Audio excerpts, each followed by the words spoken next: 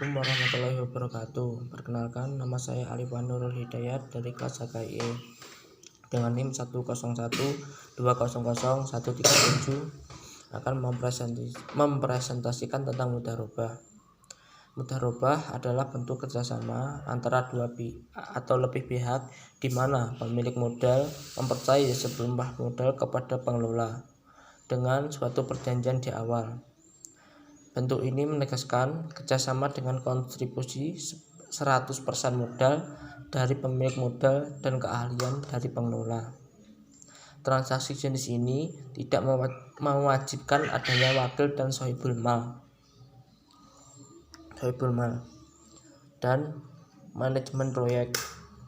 Sebagai orang kepercayaan, mudharabah harus bertindak hati-hati dan bertanggung jawab atas tindakan terjadi akibat kelalaian tujuan penggunaan modal untuk usaha. Sedangkan sohibul mal diharapkan untuk mengolah modal dengan cara tertentu untuk menciptakan laba yang optimal.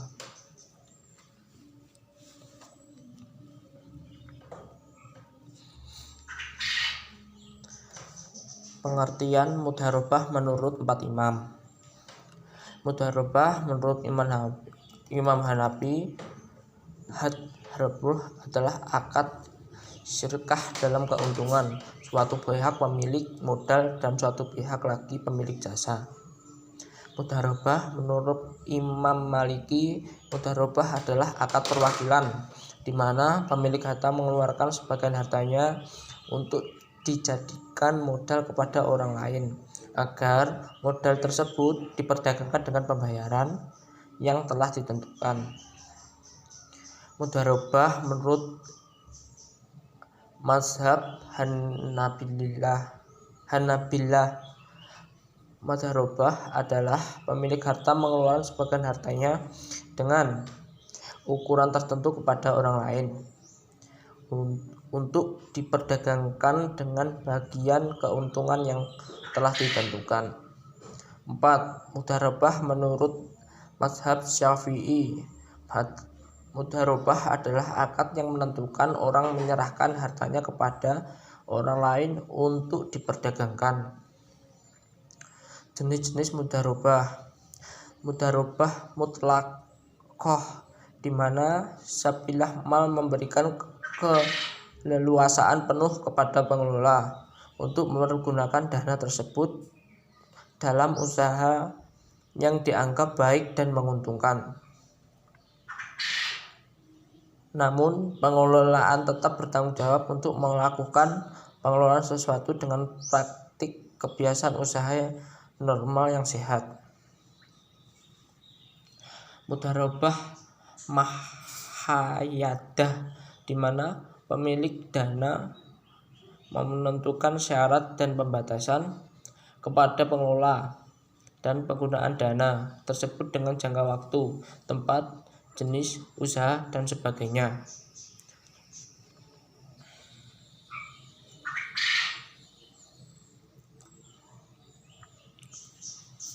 Sifat utama mudharabah. 1. Berdasarkan prinsip yang dibagi dari berbagai risiko. Keuntungan dibagi berdasarkan kesepakatan kedua belah pihak.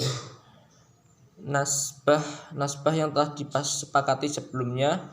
Kerugian finansial menjadi beban pemilik dana sedangkan pengelola tidak memperoleh imbalan atau usaha yang telah dilakukan. 2.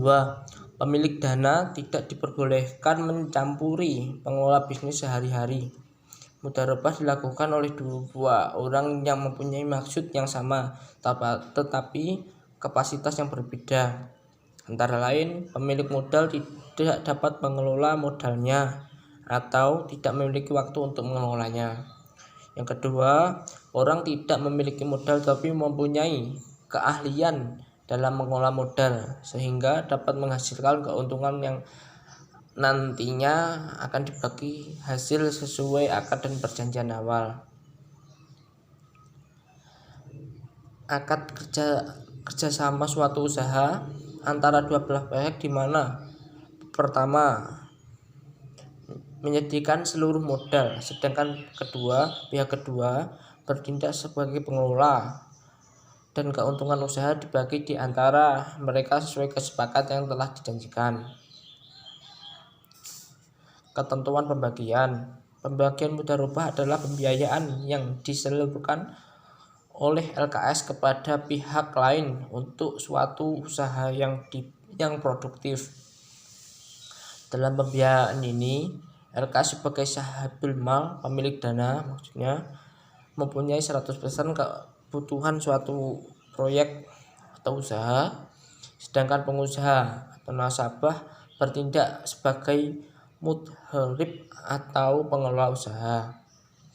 Yang ketiga, jangka waktu usaha. Tata cara pengambilan dana, tata cara pengambilan dana dan pembagian keuntungan ditentukan berdasarkan kesepakatan kedua belah pihak. Yang keempat, mudharabah boleh melakukan sebagai macam usaha yang telah disepakati bersama dan sesuai dengan syariah. Yang kelima, jumlah dana pembiayaan harus diniatkan dengan jelas dalam bentuk tunai, bukan piutang. 6. LKS baiknya penyedia dana menggunakan semua kerugian akibat dan mudharabah kecuali jika nasabah melakukan kesalahan yang disengaja. Yang ketujuh, pada prinsipnya dalam membiayai mudharabah tidak ada jaminan, namun agar mudharabah tidak melakukan penyimpangan, LKS dapat meminta jaminan dari mudharabah atau pihak ketiga.